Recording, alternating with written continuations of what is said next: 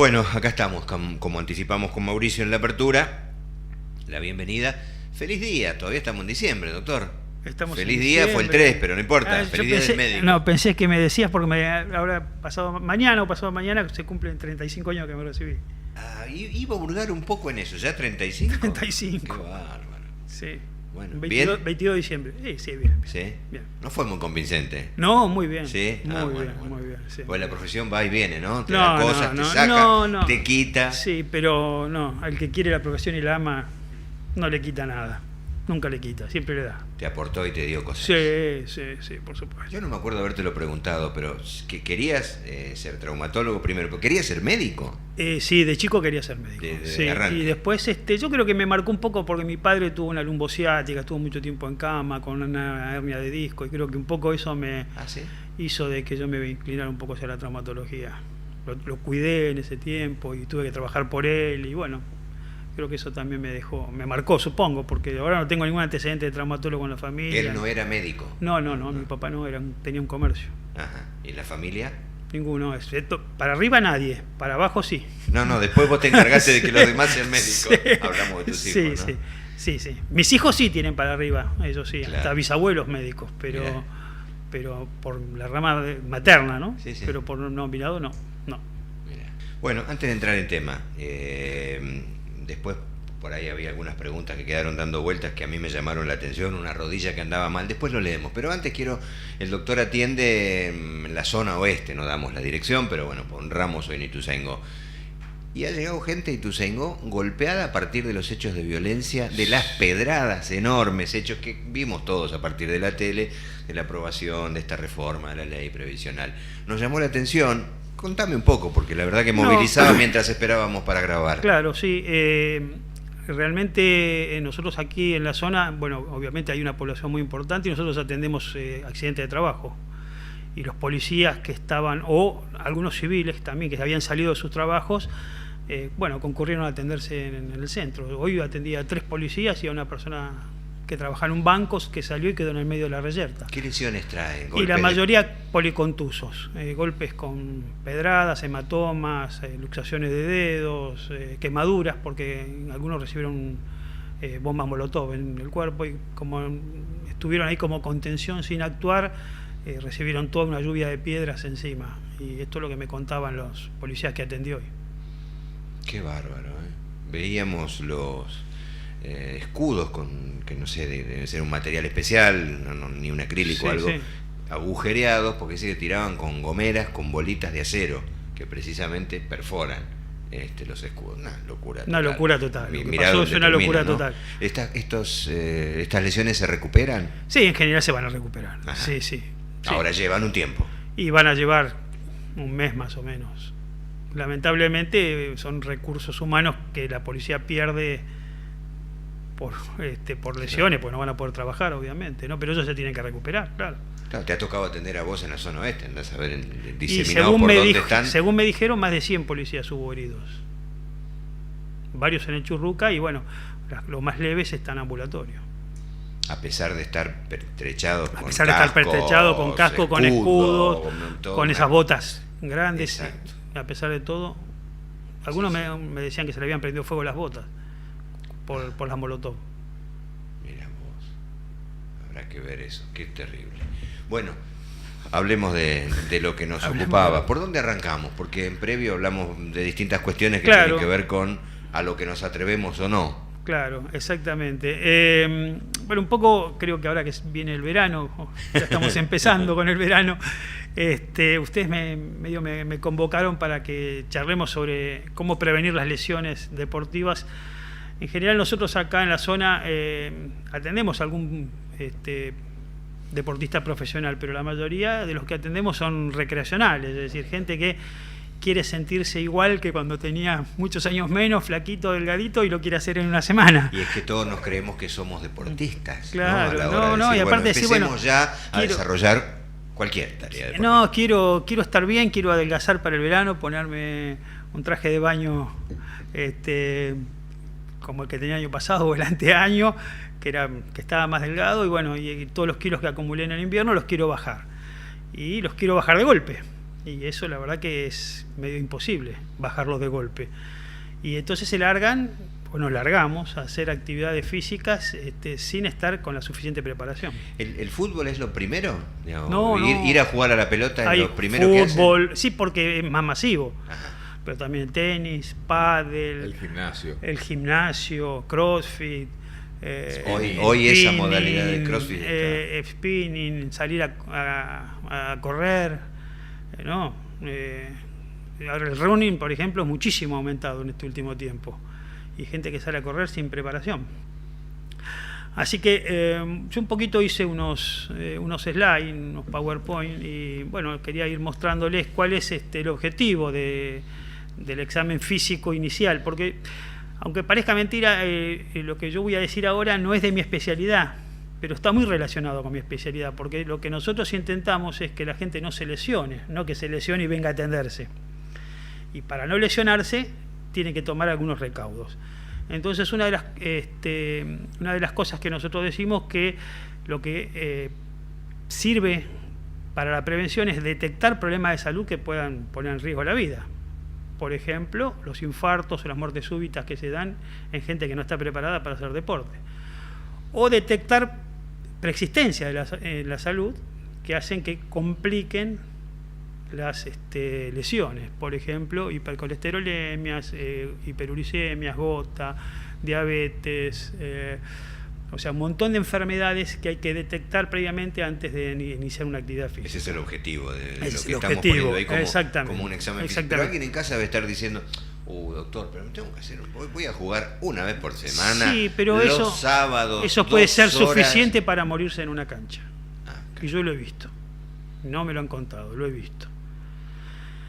Gente que no sabía que tenía una enfermedad cardíaca o que tenía algún problema coronario, ha ido a jugar, ha hecho un sobreesfuerzo y ha muerto en la cancha. No tenía síntomas de nada. Sin síntomas anteriores. Se manifestó en el momento de jugar. Esto no quiere decir que haciendo los exámenes estamos con la seguridad del 100% de no tener ninguna complicación o una lesión. Pero por lo menos podemos achicar los márgenes. Tal es así que en algunos consensos de medicina del deporte dicen que las muertes súbitas de algunos deportistas de alto nivel no se detectan con ningún estudio. Pero bueno, por lo menos decir, bueno, voy a jugar o voy a hacer la actividad física en las mejores condiciones posibles. Entonces, lo que nosotros aconsejamos es que para los menores de 35 años, un examen clínico cardiológico, donde vayan a ver al cardiólogo, que lo oculte, que le tome la presión, le tome el pulso, vea que no haya arritmias, un electrocardiograma de reposo, que detecta muchas patologías cardíacas que por ahí uno no las conocía o no sabía que las tenía, y un análisis de laboratorio, por esto que dije, es decir, saber si tenemos diabetes, gota o alguna enfermedad metabólica que pueda complicar la actividad. Y para los mayores, el electro en reposo solamente no alcanza, para los mayores de 35. Yo aconsejo por lo menos hacer uno de esfuerzo de 12 canales, una ergometría, y eventualmente si hay alguna alteración de la estructura del corazón o de la funcionalidad del corazón, hacer un ecocardiograma. ¿Por qué pones 35 como tope? Porque aparecen las patologías cardíacas después de los 35 y es raro tener una patología cardíaca antes de los 35. Ajá. Pero bueno, en algún punto uno tiene que hacer un corte y decir, bueno, de acá para acá los chequeamos de una manera, de acá para acá los chequeamos de otra. Bueno, ¿cuáles son las causas más frecuentes de las lesiones? Las causas más frecuentes se pueden dividir en varios factores, ¿no es cierto? Cuanto más factores predisponentes tengamos, más posibilidades de lesionar tenemos, ¿no es cierto? El primero es la inadecuada preparación física, es decir, la gente que trabaja en una oficina de lunes a viernes. De esos hablame, claro. Y el sábado se va y se quiere correr 10 kilómetros. Sí. Sin una preparación previa. O voy a jugar 2 horitas de fútbol. Claro, o voy a jugar 2 horitas de fútbol. Sí. Sin calentar, sin saber enfriar, sin saber elongar, o sin elongar directamente. Bueno, esto produce diferentes tipos de lesiones, ¿no es cierto? Que después las voy a ir un poquito resumiendo. La otra es la de motivación, es decir, bueno, medio que tengo que ir y voy con pocas ganas y ahí me descuido y hago mal una actividad y me lesiono. El cansancio, el estrés físico, el estrés psíquico, el sueño y la mala nutrición. Comer mal, estar mal nutrido es otra de las causas. No sé si podemos seguir avanzando. A ver, pasemos a la próxima, Dire. Ahí está. Bueno, esto es parte después, de lo que contábamos. Claro, pero esto es, el otro es el intrínseco, esto es extrínseco, es decir, las otras cosas que ayudan a que nos vaya mal cuando hacemos una actividad física. Por ejemplo. Pasalas de a una, porque hay una ahí que habla de calzado, pero ahora llegamos. Claro. Bueno, equipos y servicios, es decir, si uno está solo, o va con un grupo, o va con un profesional que lo guíe. El calzado inadecuado. El tipo de deporte. No es lo mismo hacer rugby que hacer tenis, que ir a natación. Todos son deportes, pero los riesgos donde hay un deporte de contacto es mucho mayor al riesgo de un deporte individual y donde no haya posibilidades de lesionarse y chocar con otro. ¿Tan importante es el calzado para cualquiera? Hagas running, corra, juegues pádel, sí, es importante, fútbol. Es importante, y en esto sí es importante ser evaluado previamente, porque no es lo mismo una pisada en varo que una pisada en valgo, que tener un pie plano, que tener un pie cabo. No es lo mismo. Eso son distintas formas de caminar y de pisar, que si uno no tiene el calzado adecuado para su forma de pisar y caminar, puede llegar a lesionarse más fácilmente. Por ejemplo, una persona que pisa en varo, es decir, que pisa con el tobillo para afuera y no tiene un soporte plantar o un calzado adecuado, lo más probable es que se guince un tobillo más fácil. Entonces, eso sí es conveniente, antes de empezar la actividad física, hacer un chequeo de cómo se calza o cómo se camina. Y después los otros factores precipitantes, el sobreesfuerzo, es decir, esto que habíamos hablado hace un ratito, es decir, en vez de ir a correr, empezar con 3 kilómetros, querer correr 10 de entrada. Entonces lo más probable es que uno se lesione. El mal gesto, es decir, a veces uno ve pacientes que hacen actividad física al aire libre y eso, y lo hacen mal los ejercicios, hacen mal las elongaciones, hacen mal los ejercicios, las repeticiones y los golpes, ¿no es cierto? Que eso, bueno, ahora lo vamos a ir describiendo un poquito más, que algunos son evitables y otros son inevitables, que son accidentes. Hacer mal una elongación o hacer mal un estiramiento, un calentamiento, no ayuda tampoco. No, predispone a los desgarros, por ejemplo. O a la ¿Por qué me miras si me están apurando? Tiene usted, está más atento que yo. Me están apurando. Bueno, después hablamos de lo que parece que era Félix. Tenemos un montón de programas por delante. Una pausa entonces. Gracias, muy amable por estar tan atento. Pausa, ya venimos. Bueno, no, en realidad no paramos. El corte fue y nosotros seguimos hablando de cosas que ahora vamos a preguntar. Porque estamos debajo de los 35, ¿no? No es tan necesario. 35 de hacer deporte. Arriba. ¿Se chequearon? No, se chequearon. Eso sí. Todos los control, sí. Todos los años, incluido, como decís vos, la ergometría, porque la ergometría es un ensayo de lo que uno va a hacer después, claro, en la actividad física. Claro, porque el reposo...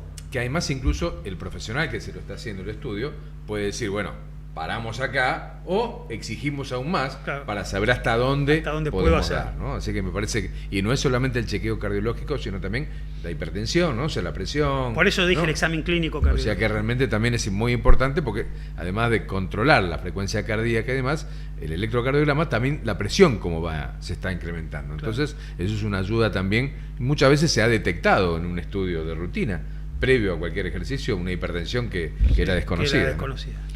Bueno, ahí tenemos otro gráfico. Tenemos otro gráfico, claro. Hay algunas que son alteraciones sin llegar a ser lesiones y que son, digamos, un poquito el signo de alarma. Cuando aparece esto hay que decir, bueno, cuidado. ¿Pero se muestran, la sentís? Uno la siente. Por ejemplo, los pinchazos. Cuando estás haciendo una actividad física, por ahí sentiste un pinchacito en la pantorrilla, decir, pará. Porque... Contracturas no, o sea, si por ejemplo se me pone duro algún músculo en el esfuerzo. Claro, ahí fíjate, ¿no? Ahí dice pinchazo, dolor o rigidez muscular que aparece después de un esfuerzo físico intenso y poco habitual. O los calambres, que son contracturas musculares tetánicas de segundos que, bueno, hay que elongar y ahí pasa, ¿no es cierto? Es de breve duración. Pero si son muy seguidos es un aviso, es decir, bueno, paro acá porque si sigo me voy a lesionar.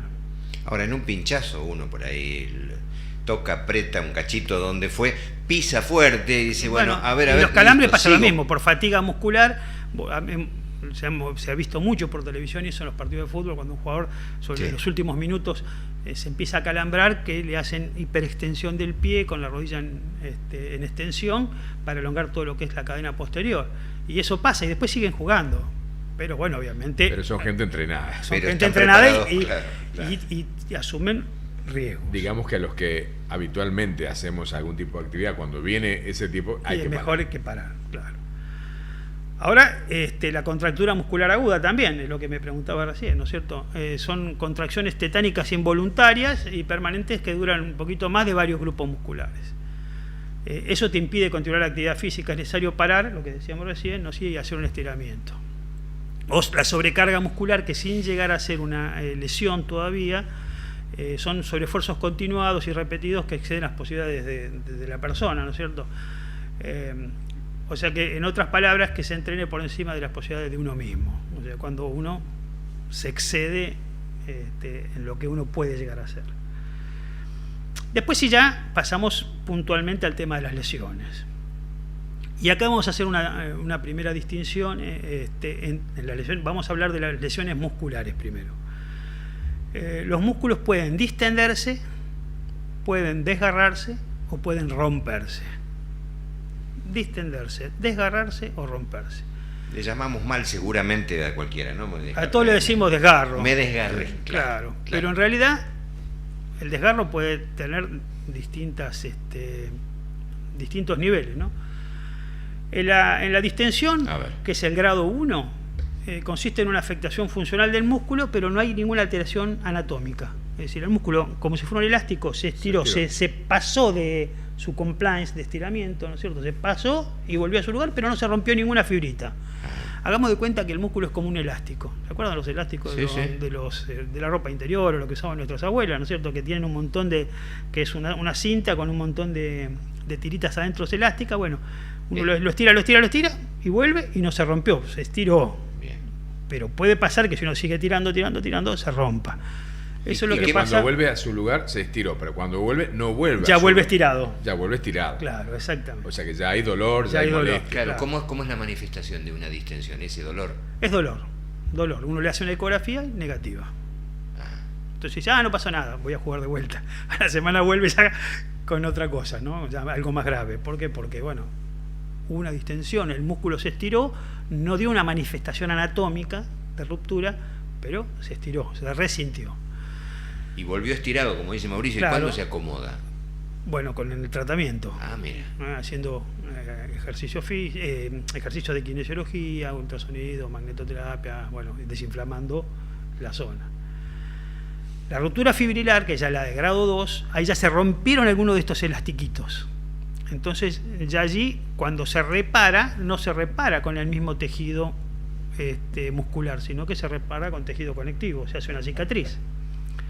Y esa cicatriz debe ser tratada. Por eso que en un desgarro no pueden volver a jugar rápidamente, porque una cicatriz queda duro, queda doloroso, y eso hay que tratarlo y hacer un tratamiento para que la cicatriz se asemeje lo máximo posible en su estiramiento a la fibra muscular. En los entrenados se le dice más o menos 20, 22 días de... Sí. En la gente que no es entrenada... 40 días. Más, claro. Sí. Eso es importante, porque uno piensa que... Si acá el jugador en 3 semanas ya estaba bien. Sí, pero un jugador de fútbol, yo siempre, un jugador de fútbol profesional entrena 2 o 3 horas a la mañana, 2 o 3 horas a la tarde. O sea que su trabajo es entrenar. Juega 45 minutos, 90 minutos, una vez por semana, si lo ponen. Correcto. Yo creo que les comenté, yo tengo un sobrino que juega al fútbol profesional en Brasil y todo el día está entrenando. Lo llamo, ¿qué estás entrenando? Y juega, a veces lo ponen, a veces no lo ponen, por ahí juega un partido, otro sí, uno no. Entonces, realmente el trabajo de ellos no es jugar al fútbol, el trabajo de ellos es entrenar.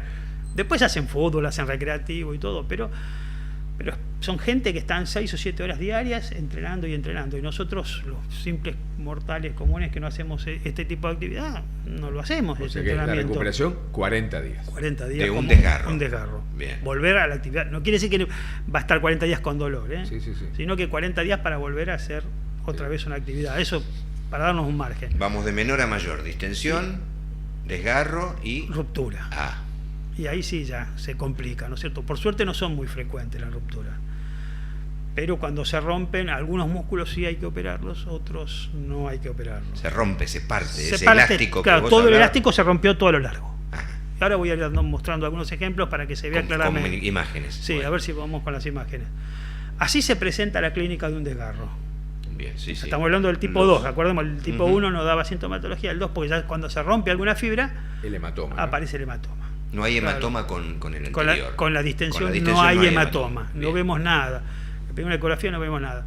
Por eso a veces cuando uno dice, bueno, a ver, hago una ecografía para diagnosticar, no, el diagnóstico es clínico. Cuando tengo esto así. Bien. ¿Qué me va a decir la ecografía? Sí, tiene una ruptura, si hay extravasación capilar. O sea, te puede decir tal vez la cantidad de milímetros que tiene. Exactamente, la cantidad de milímetros, la profundidad y la longitud del desgarro. ¿Para qué se mide? Digo, bueno, se sí, toman la medida. La verdad se mide para ver, porque a ver, no es lo mismo un desgarro de 1 centímetro que un desgarro de 5. Los tiempos son distintos en la evolución. Es pronóstico, no es tratamiento. Porque vos tratás el que tiene grado, el que tiene 1 centímetro y el que tiene 5 lo tratás igual. Ninguno es quirúrgico. Ninguno es quirúrgico. Y nosotros lo tratamos de entrada, es decir, no esperamos la ecografía. Yo veo esto y ya le pido que empiece con tratamiento kinesiológico. No espero que el ecógrafo me diga que sí se desgarró. Claro, ya está. En la distensión hago lo mismo. Cuando el paciente tiene síntomas de dolor, lo mando a hacer kinesiología. Después si viene y me dice que no hay desgarro, bueno, mejor, y el tiempo hace que se pueda cortar. En la distensión muchas veces, o en los desgarros chiquitos, más que en la distensión, en los desgarros chiquitos a veces no hay hematoma, porque se desgarró en una zona profunda del músculo, no se llega a extravasar a la piel. Entonces a veces no puede ser que no vengan con esta sintomatología, pero si viene con esto, ya está. Vamos a ir mostrando algunos músculos que son los que más se afectan. Este es el aductor. Este es el clásico desgarro del jugador de fútbol, que se abre de piernas para buscar una pelota más allá de sus posibilidades y se lesionan. El aductor, como ven, va de la zona pélvica, se inserta prácticamente en todo el fémur. Y a veces el botín no te frena y te ayuda a deslizarte. Esta apertura hace que el músculo se rompa. Hay una imagen donde está el músculo aductor y ahí la persona está mostrando dónde se desgarró, ¿no? A ver si avanzamos. La manifestación es dolor profundo. Dolor y hematoma automático. Si se desgarró, sí. Ajá. Este es el otro, muy típico, isquiotibial, ¿no? El posterior, como le dicen. Yo me río porque dicen el desgarro del posterior. ¿Qué es el posterior? El posterior es la parte de atrás, claro. Pero atrás tenemos isquiotibiales, tenemos bíceps, tenemos una serie de músculos, no es solamente el isquiotibial. Bueno, los isquiotibiales son 3 músculos, semitendinoso, semimembranoso y recto interno. Es un grupo muscular, tampoco es un músculo el isquiotibial. Se llaman los isquiotibiales. Bueno, normalmente ahí vemos una imagen de un desgarro. Fíjense que no llega a todo el vientre muscular, sino que es solamente un pedacito. Este es muy común en el jugador de fútbol cuando hace el pique corto y sale disparado y que siente que le tiró en la parte posterior, por eso le dicen el posterior. Claro, lo hemos visto. Por ejemplo, la otra vez lo vimos a Di María, creo que fue en el partido de la selección, que salió corriendo y le pasó eso y se puso la mano atrás, ¿no? Bueno, París no le ocurre, nos toca cuando juegan en Argentina. Cuando juegan la selección, claro. Está muy bien. Este es otro bastante frecuente también en el jugador de fútbol. ¿Por qué? Porque el recto anterior, que es el músculo, digamos, es una parte del cuádriceps. El cuádriceps tiene 4 fascículos. Uno de ellos, el que está en el medio, es el recto anterior. Esto cuando uno da un puntapié o para patear una pelota y lo hace en forma muy brusca y descontrolada, el músculo se puede llegar a desgarrar, incluso se puede llegar a romper.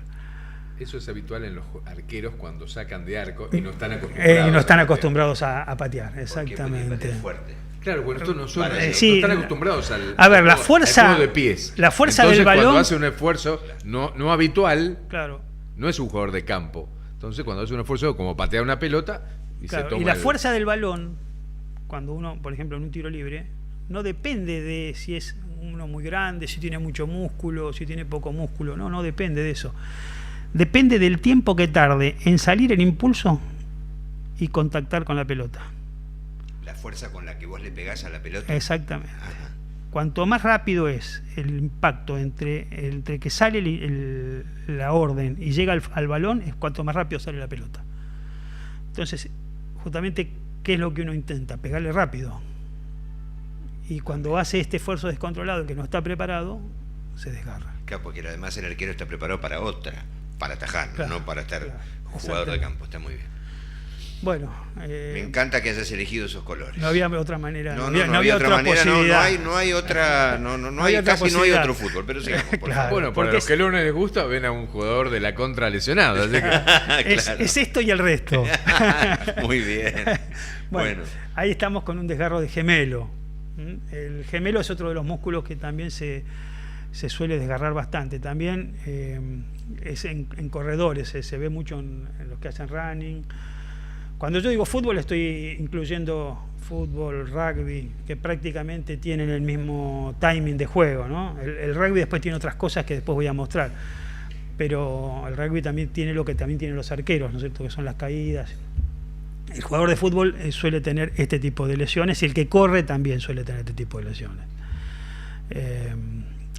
Bueno, eso más o menos... Las lesiones ocurren a partir de la exigencia, porque ellos como profesionales tienen preparación, están entrenados, tienen toda la tecnología para el estudio, pero en la cancha puede ocurrirles. Les ocurre. De hecho, les ocurre. De hecho, una de las peores cosas que le pasan a los jugadores de fútbol son las lesiones, porque cada vez que se lesionan son muchos días que tienen que parar, primero para rehabilitar la lesión, después para volver a entrenarse, después para ponerse a tono con la actividad que hacen y llegar al mismo nivel precompetitivo de antes de la lesión.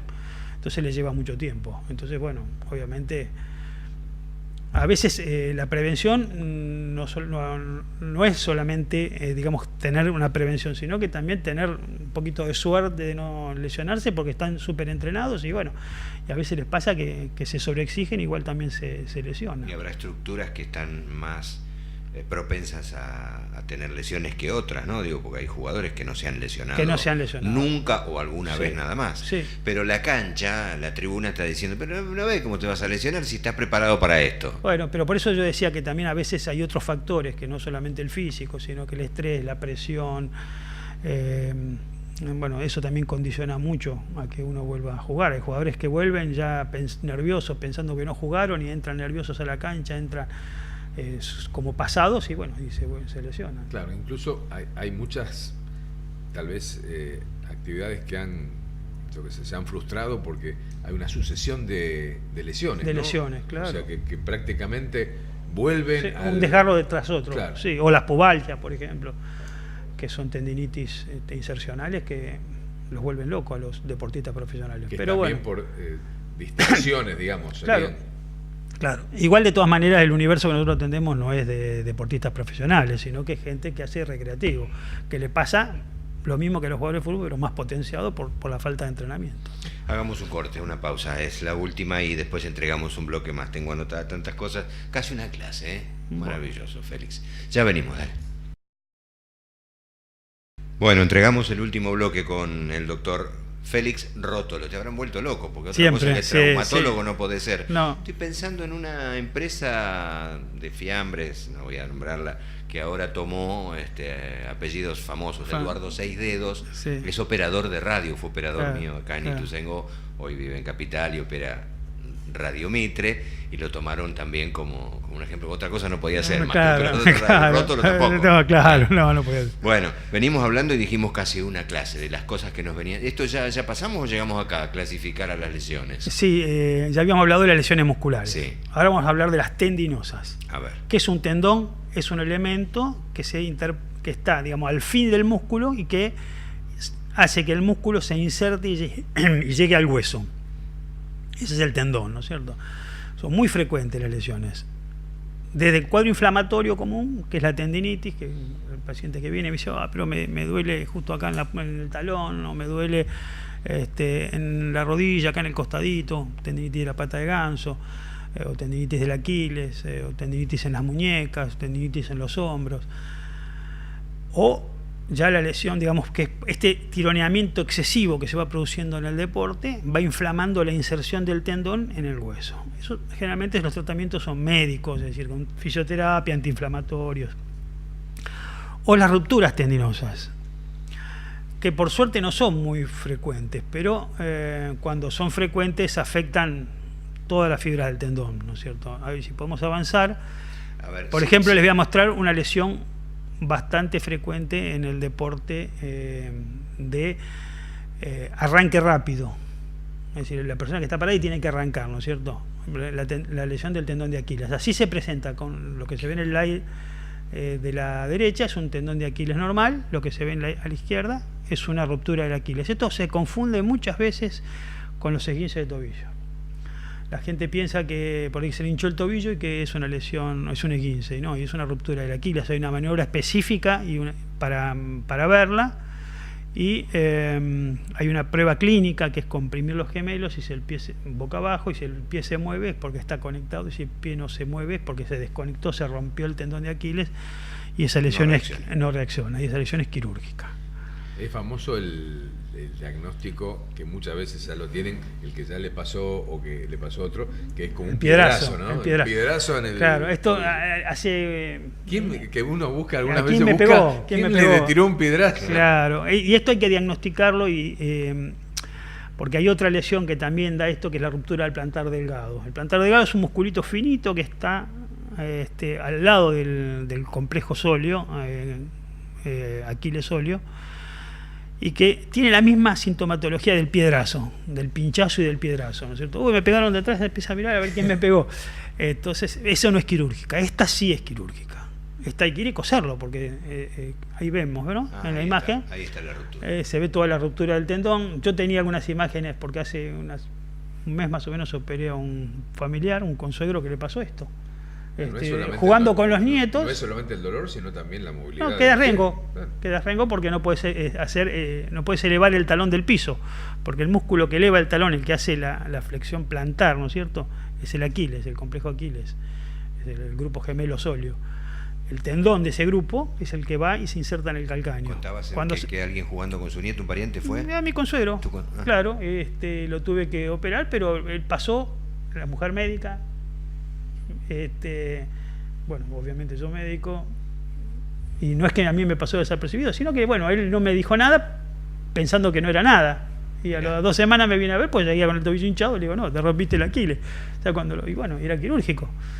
Pasa mucho desapercibido esta lesión, excepto en un jugador profesional, ya lo saben, que le pasó por ejemplo a Gago, que juega en Boca, que tuvo 2 rupturas. Tuvo una y después... ¿Qué no le pasó a Gago en tal caso? Después le pasó de vuelta, claro. ¿Y qué se hace? ¿Cómo se repara? Hay que suturarlo.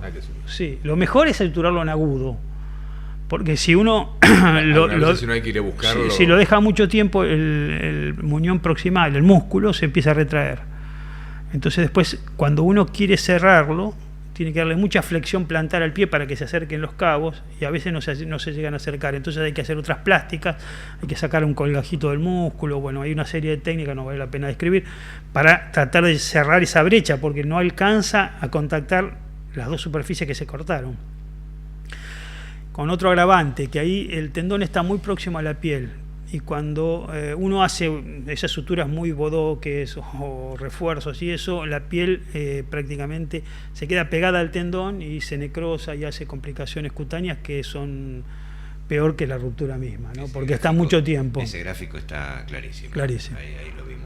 Bueno, ahí tenemos otro, por ejemplo. Estos son los bíceps. Estos los bíceps. Esto ¿a quién les pasa? A las personas que quizás quedó un poco elongado, ¿no? Parece un brazo muy largo. Brazo, sí. Claro, pero es por la estética de la diapositiva.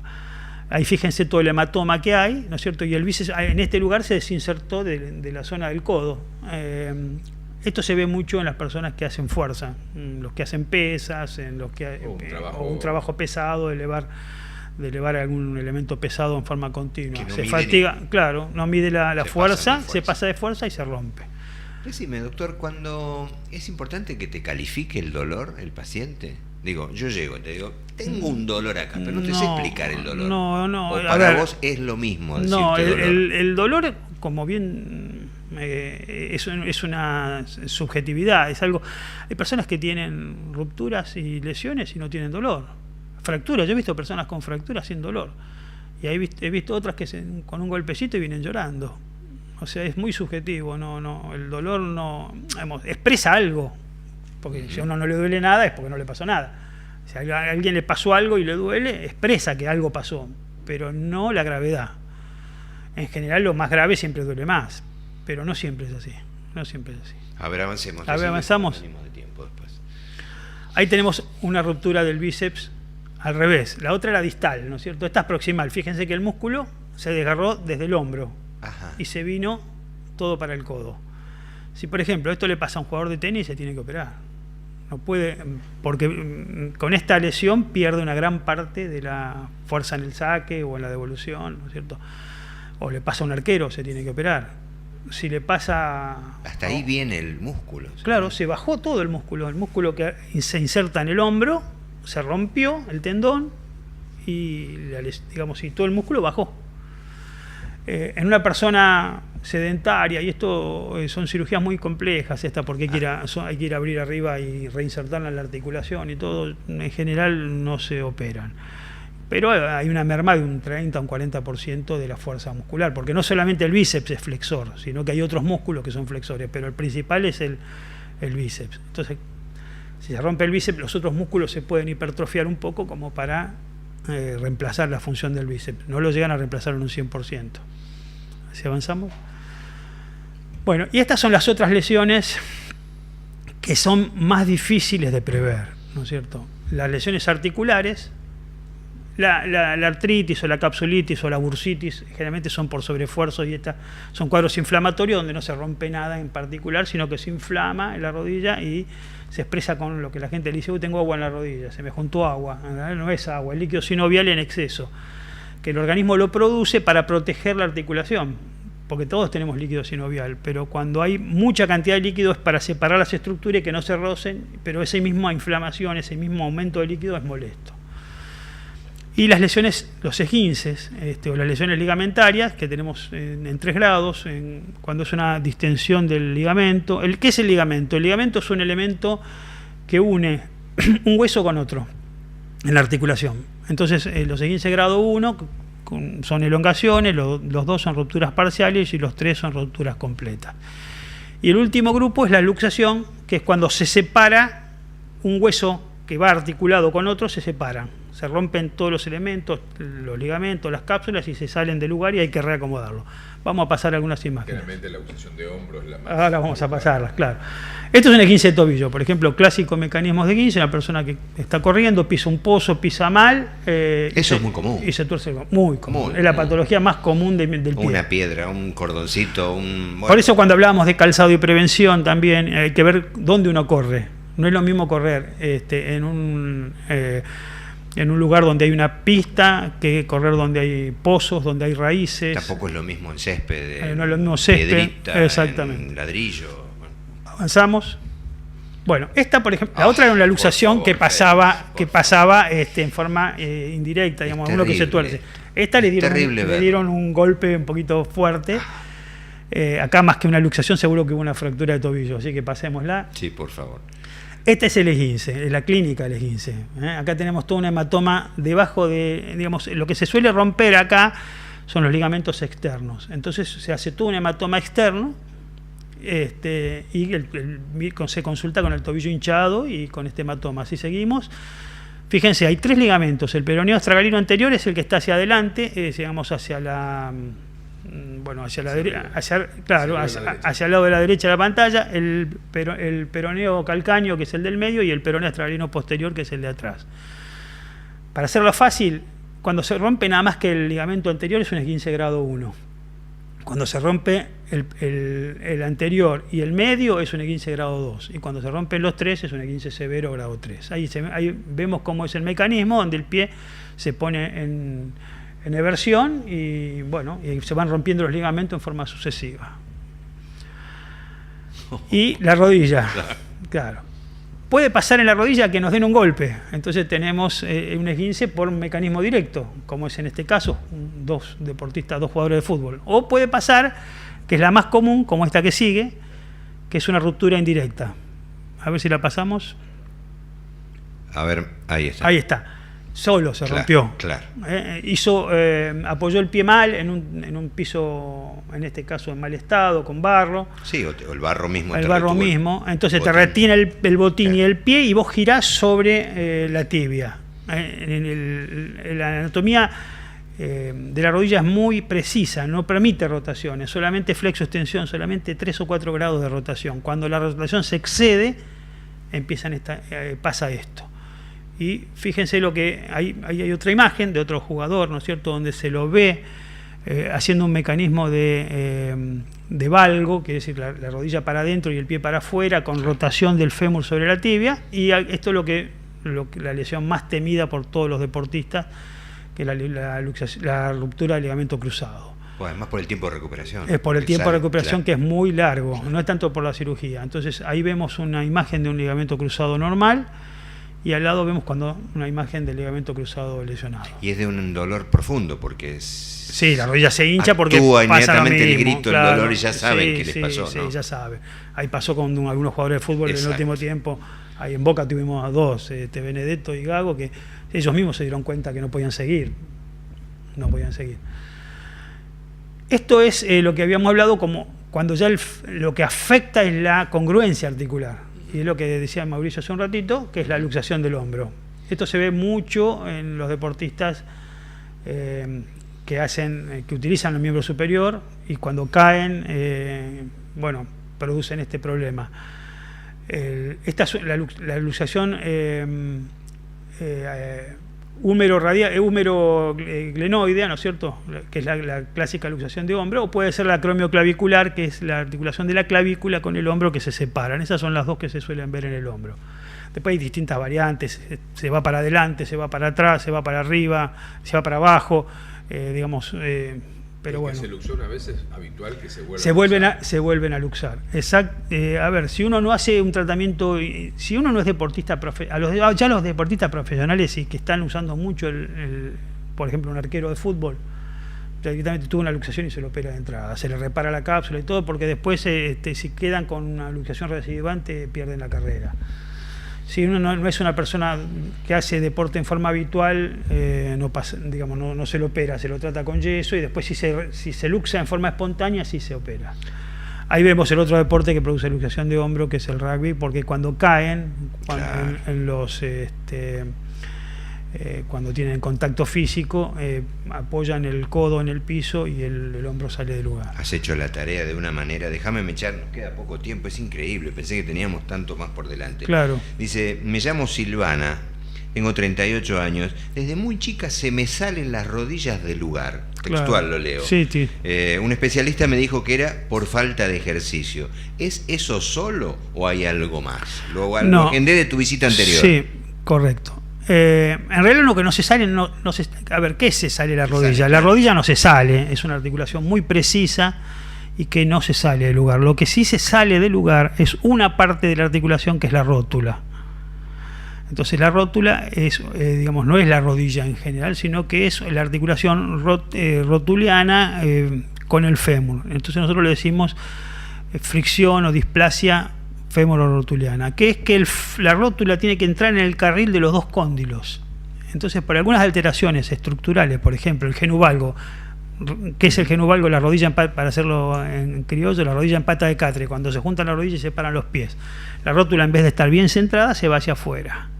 Entonces, eso hace que el cóndilo, la parte externa del fémur que tiene que contener a la rótula, se hipoplasie o se vaya desgastando. Entonces la rótula, en vez de encarrilarse, sale y salta.